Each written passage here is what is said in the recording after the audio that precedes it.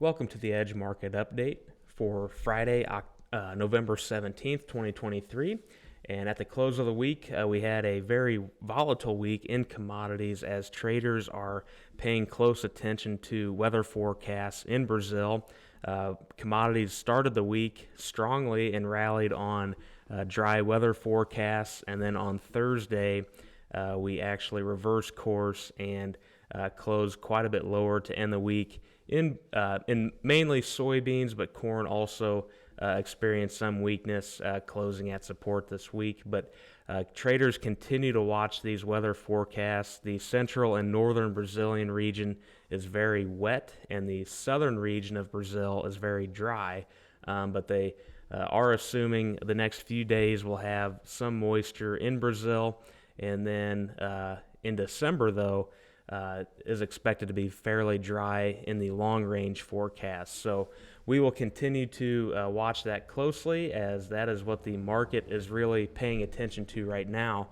But in regards to new crop corn on the December contract, we closed the week at $4.67 a bushel, and this $4.67, $4.68 price has been very critical ever since the beginning of August. That's been pretty much the bottom of this trading range we've been in, and we are consolidating in price at the bottom of this range. So we closed the week right at the bottom of this support range again. We tried to break above and get over the 20 and 50-day moving averages this week, but were rejected at 480. On corn, and we basically sold off into the end of the week. But we are starting to see some decent export sales for corn. So fundamentally, if Brazil does continue to have a dry crop, they have to replant soybeans. This is going to reduce the potential of their second corn crop. So that would be supportive for corn prices, but we'll continue to see what happens with weather forecasts. But strength indicators, continue to weaken. We got up to a neutral reading early this week, but again, we're below neutral here. Money flows actually almost got to a pretty overbought position in the short term, but closed the week turning down and at the neutral level. And long-term momentum, we are trying to close this gap. Quite hasn't turned up higher here, but we are still a decent ways below the neutral line on new crop corn. So for next week, I really want to continue to see this level hold. Bare minimum, I really don't want to even see 461 test, but if we get there, ideally that holds and we can continue to consolidate in the bottom of this range. For bulls, they want to get back above this 471 level, above 475, which is a 20-day moving average. And then we have the 481 is the 50-day moving average, which is currently acting as pretty good resistance. If we get some closes above there, though, easily could start making our way back up to the $495 area, where we would want to eventually test this 505 to 510 range. And that would be the ultimate resistance at the upper end of this range we've been in for the past few months that would have to be overcome. Moving on to January soybeans, we closed today down 20 cents. Actually, we're about 60 cents lower than the high of the week. We closed today at $13.40 on the January contract for old crop soybeans that are in storage. We closed today right at the 20-day moving average. So far held as support. Early next week, I wouldn't doubt if we test this breakout zone at the 1330 to 1333 level that I have on this red line here.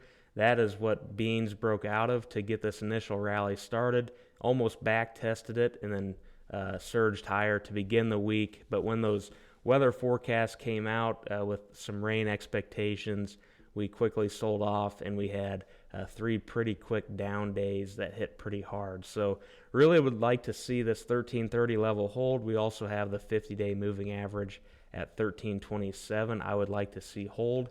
If that doesn't hold, to keep this move intact, would really want to see this trend line resistance next week hold between 1310 and 1320. Anything below there, that might put this move in doubt, but would really like to see bulls step back in here next week and buy this support level in the 1330 range.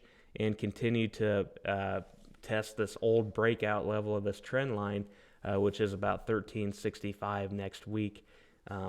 We broke our positive divergence here on the strength indicators. We closed the week at a neutral reading, which not a huge deal. Just really would like to see this hold that neutral line and bounce from there next week. We also had, we had a couple different sell signals this week on old and new crop beans, but we were very overbought and overextended on these strength indicator levels, and you can see how quickly they don't typically last that long at those levels and need to reset. And so they were strong and overbought, and then quickly are resetting here. So hopefully price can find support, and that would correlate well with these indicators.